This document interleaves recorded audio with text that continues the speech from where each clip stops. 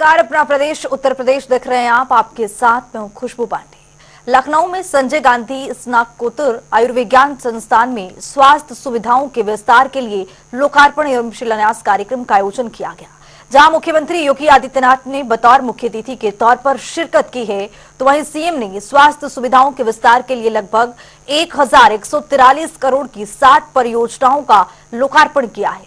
इसके बाद ही मुख्यमंत्री ने नागरिकों को संबोधित करते हुए कहा कि पहले चरण में 36 बेडेड पीडियाट्रिक हार्ट सेंटर प्रारंभ हो चुके हैं। हमें फरवरी 2023 में अपना उत्तर प्रदेश का ग्लोबल इन्वेस्टर समिट करना था। इन्वेस्टर समिट के पहले ये बात सामने आई कि उत्तर प्रदेश की टीम दुनिया के अलग अलग देशों में भी जाकर के इन्वेस्टमेंट को आमंत्रित करे, और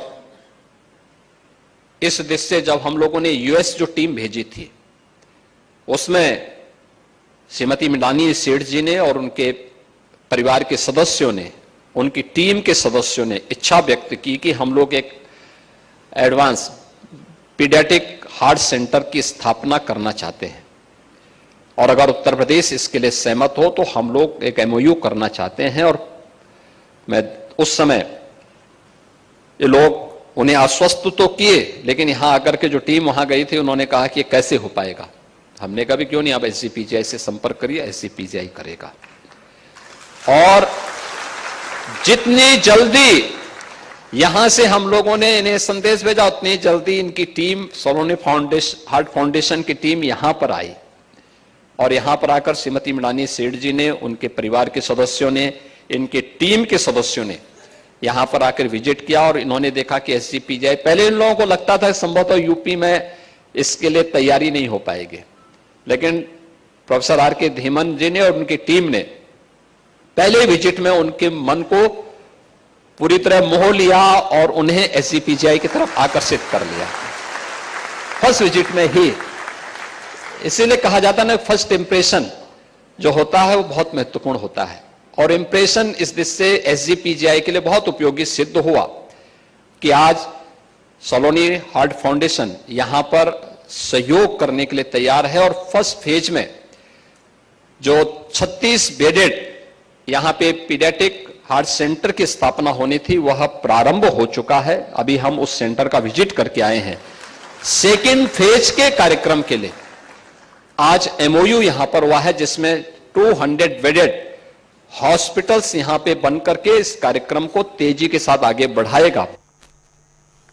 इसी बीच लखनऊ से एक बड़ी जानकारी मिल रही है, उसे आपको रूबरू कराएंगे। बड़ी जानकारी लखनऊ से आपको दे रहे हैं। सपा अध्यक्ष अखिलेश यादव ने प्रेस कॉन्फ्रेंस की है। पीडीए को लेकर बीजेपी पर निशाना साधा है। पीडीए की लड़ाई में मदद करेंगे अखिलेश यादव की ओर से ये बयान निकल करके सामने आया है। भारतीय जनता पार्टी पीडीए की दुश्मन है, ये समाजवादी पार्टी के प्रमुख अखिलेश यादव की ओर से प्रेस कॉन्फ्रेंस कर ये बयान दिया गया है। सिपाहियों को जाति के आधार पर हटाया जाता है। उपचुनाव से पहले बीएलओ को भी हटाया गया। आज कानून व्यवस्था पूरी तरह से खराब है। उपचुनाव को लेकर अखिलेश यादव का ये बयान कई मायनों में अहम हो जाता है, महत्वपूर्ण हो जाता है। इंडिया गठबंधन उपचुनाव लड़ेगा, हमारी बातचीत है, हम लोग फैसला कर लेंगे। तो अखिलेश यादव की ओर से प्रेस कॉन्फ्रेंस किया गया है। प्रेस कॉन्फ्रेंस के दौरान कई मुद्दों पर विचार साझा किया गया है। तो वहीं आपको बता दें कि पीडीए को लेकर बीजेपी पर अखिलेश यादव ने निशाना भी साधा है। पीडीए की लड़ाई में मदद करेंगे अखिलेश यादव की ओर से कहा गया है। भारतीय जनता पार्टी पीडीए की दुश्मन है, ये कहा गया है अखिलेश यादव की ओर से। सिपाहियों को जाति के आधार पर हटाया जाता है। उपचुनाव से पहले बीएलओ को भी हटाया गया है। तो बताते चले आपको कि समाजवादी पार्टी के प्रमुख सपा के अध्यक्ष अखिलेश यादव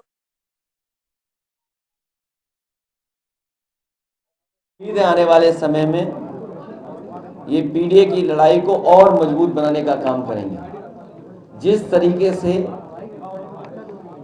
सामाजिक और राजनीतिक रूप से भारतीय जनता पार्टी ने धोखा दिया है, हर समाज के लोग ये समझ गए हैं कि भारतीय जनता पार्टी पीडीए परिवार की दुश्मन है।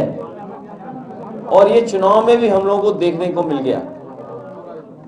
बीएलओ का हटाना, अधिकारियों का हटाना, पुलिस सिपाहियों के नाम पता जानकारी करना, फिर जात के आधार पर हटाना, जात के आधार पर निर्देश देना और फिर अपने अधिकारियों की गुपचुप बैठक करना। और बड़े बड़े अधिकारी जो लखनऊ में बैठते हैं, उन्होंने बाकायदा बैठक करके रणनीति बनाई है कि भारतीय जनता पार्टी को कैसे जिताएं, समाजवादियों को कैसे हराएं। लेकिन पीडीए परिवार के लोग सब एकजुट हो गए हैं। इस बार कितना भी ये साजिश कर लें, षड्यंत्र कर लें, कितनी भी रणनीति बना लें, लेकिन ये कामयाब नहीं। मैंने आपसे कहा कि अंबेडकर नगर के जिला अधिकारी भारतीय जनता पार्टी के जिलाध्यक्ष बन गए हैं। सोचिए आईएएस को क्या ट्रेनिंग दी गई होगी, क्या मसूरी से ट्रेनिंग पाकर के आए होंगे। ये मसूरी से ट्रेनिंग हुई है क्या बीजेपी वालों ने ट्रेनिंग दे दी है? और इसके लिए तो तैयार रहना पड़ेगा समाजवादियों को कि अधिकारी इसी तरह का रोल प्ले करेंगे। और सुनने में आ रहा है कि कानपुर में हमारे प्रत्याशी को गलत फॉर्म दे दिया कि आप फॉर्म गलत भरिए जिससे आपका पर्चा कैंसिल हो जाए। सोचिए अधिकारी ये काम कर रहे हैं। वहां पर जो फॉर्म मिला वो गलत फॉर्म दे दिया। हम उसकी शिकायत इलेक्शन कमीशन को करने जा रहे हैं कि बताओ अधिकारी ही गलत फॉर्म दे रहे हैं, जिससे जब फॉर्म भर जाए तो फिर अब नया पर्चा कैंसिल हो जाएगा, चुनाव हो गए नहीं, वहां पर होंगे। बुलेटिन में आगे बढ़ेंगे। संगम नगरी में महाकुंभ को लेकर धूम मची हुई है, जिसको लेकर तैयारियां जोरों शोरों से चल रही है। साथ ही गंगा जमुना की धारा पर पाटून के पुल भी बनाए जाएंगे, जिसके चलते श्रद्धालु महाकुंभ में इस पार से उस पार जा सकेंगे। इसी के चलते विधि विधान से पूजा अर्चना की गई है और पुल बनाने का कार्य शुरू कर दिया गया है। इस रिपोर्ट के जरिए देखिए आप। महाकुंभ 2025 के लिए जहां युद्ध स्तर पर तैयारी चल रही है, जहां पानी के कारण जहां पाटून पुल के काम रुके हुए थे, मगर अब ये काम भी शुरू हो चुके हैं। जहां पहले ही 4 पुल की तैयारी हो चुकी है, तो 5वें पुल की तैयारी आज रामघाट पे हो रही है, जहां आपको हम दिखा रहे हैं विधि विधान से पूजा की जा रही है। पूजा करने के साथ ही इस शुभ काम को शुरू किया जाता है और हर पुल बनाने से पहले पूजा की जाती है। और यहाँ पर आज पूजा हुई है। पूजा के साथ ही ये यहाँ पर भी पुल बनाने की तैयारी हो जाएगी। हमारे साथ महाकुंभ मेले में एक्सीएन है सुरेंद्र जी, हम उनसे बात करेंगे। सर, आज ये पुल जो बनाया जा रहा है, किस तरह से पूजा अर्चना की है आप लोग ने, क्या खास है इसमें? आज हम लोगों ने पांटून की पेयरिंग स्टार्ट कर दी है और गंगा मैया जी में हम लोगों ने पानी के अंदर अपने पांटून को उतार दिया है, जुट बनाना स्टार्ट कर दिया है। इसी तरह से 4 अन्य पुल हमारे स्टार्ट हैं, 2 ओल्ड जीटी पर, एक गंगोली सिवाला और एक हरिश्चंद्र घाट पर, और त्रिवेणी पर भी हम लोगों ने पांटून बनाने। कुल 25 सेक्टर में 30 पुल बनाए जाने हैं। ये जो समय दी है मुख्यमंत्री जी ने सीमा, क्या लगता है उससे पहले पानी जो रुकावट बनी थी ये काम हो जाए? बिल्कुल, माननीय मुख्यमंत्री जी के द्वारा 10 दिसंबर से पूर्व सभी पुल पांटून पुल बनाने का टारगेट दिया गया है। हम लोग उससे पहले ही अपने सारे टारगेट अचीव करने की दिशा में अग्रसर हैं। हम लोग इसको अचीव कर लेंगे। देखिए, महाकुंभ की जिस तरह से युद्ध स्तर पर तैयारी हो रही है और पाटून पुल 30 बनने हैं, उसकी तैयारी शुरू कर दी गई है और दावा है कि ये तैयार हो जाएंगे, क्योंकि जो नैनी और अन्य इलाकों से आते हैं उनको इस पाटून पुल के रास्ते से मेला क्षेत्र में आसानी होगी और कम समय में कम रास्ता से वो यहाँ पहुँच सकेंगे और यहाँ पर मोक्षदायिनी गंगा में आस्था की डुबकी लगाएंगे और पुण्य कमाएंगे और महाकुंभ में सहभागिता अपनी देंगे और शामिल हो पाएंगे। जनता टीवी के लिए सैयद मोहम्मद आमिर, प्रयागराज। तो गौतम बुद्ध नगर की कमिश्नर ने महिला सुरक्षा को लेकर पिंक बूथ उद्घाटन किया है, ताकि महिलाओं की समस्या का निवारण उचित ढंग से किया जा सके। साथ ही ग्रेटर नोएडा में भी जल्द 3 पिंक बूथों का उद्घाटन किया जाएगा, जिसको लेकर जनता टीवी ने कमिश्नर लक्ष्मी सिंह से खास बातचीत की है। क्या कुछ कहा, सुनिए। गौतम बुद्ध नगर की कमिश्नर लक्ष्मी सिंह आज हमारे साथ मौजूद है और आपको बता दें कि ये लगातार गौतम बुद्ध में महिलाओं की सुरक्षा को लेकर पिंक बूथ का उद्घाटन कर रही हैं।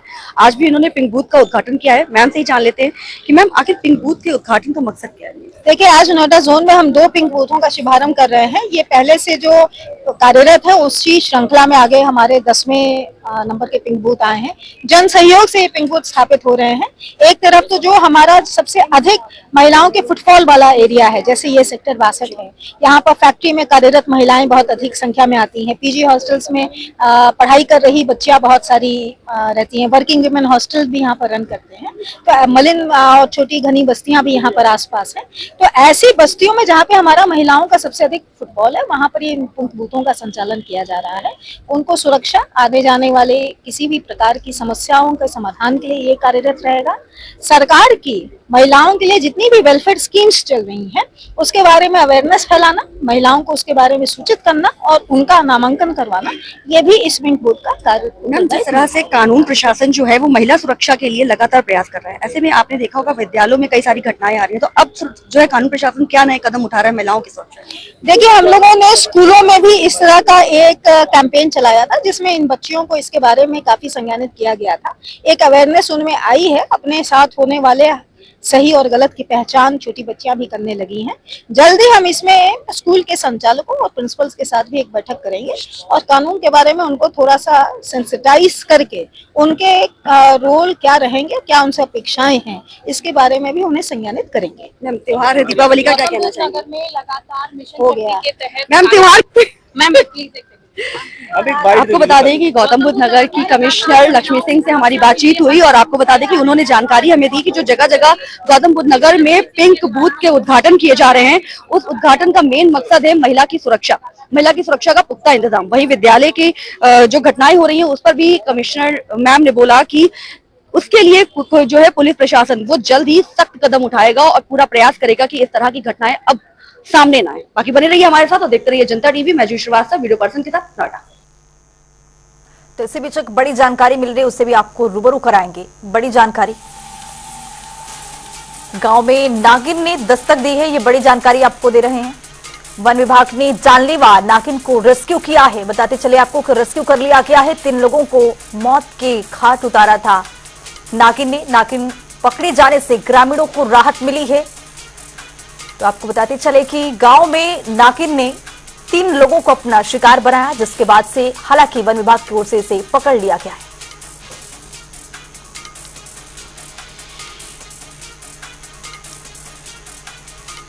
तो हापुड़ से ये बड़ी जानकारी आपको दे रहे हैं। तस्वीरों के जरिए आप देख सकते हैं किस तरह से वन विभाग ने रेस्क्यू कर लिया है 3 लोगों को। मौत के घाट नागिन ने उतारा था और आज तस्वीरों के जरिए देख सकते हैं कि किस तरह से उसे वन विभाग की ओर से रेस्क्यू कर लिया गया है।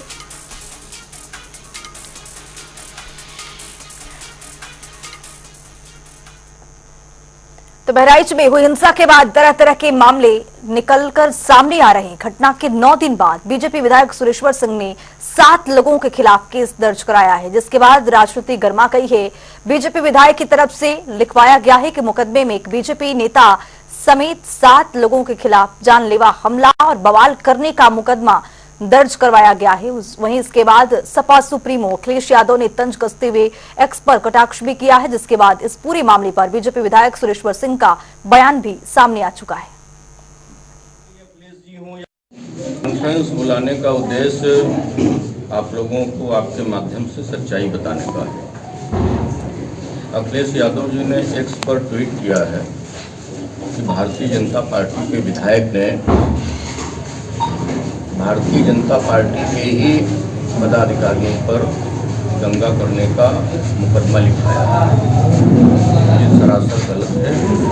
अगर किसी को आधार लेकर के वो चुनाव लड़ना चाहते हैं उत्तर प्रदेश का और चुनाव जीतना या चुनाव में अपनी जमानत बचाना चाहते हैं, तो उसके लिए कुछ लिखे, हम कुछ नहीं कर सकते। बुलेटिन वक्त है ताबड़तोड़ खबरों का। नोएडा में हेरिटेज के बच्चों ने फिर बढ़ाया देश का मान। बच्चों ने बढ़ चढ़कर किया प्रतिभा।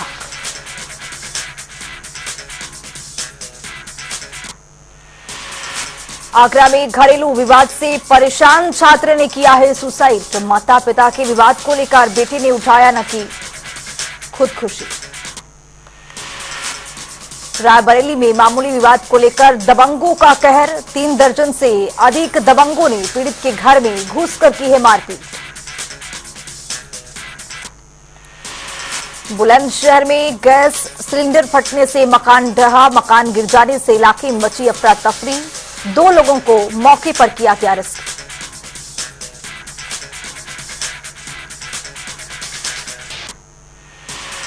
मिर्जापुर में संदिग्ध अवस्था में मिला युवक का शव, साथ ही महिला मित्र फरार हुई। बिजनौर में ट्रैक्टर चालक तालाब में गिरा, सूचना पर पहुंची पुलिस कर रही मामले की तफ्तीश।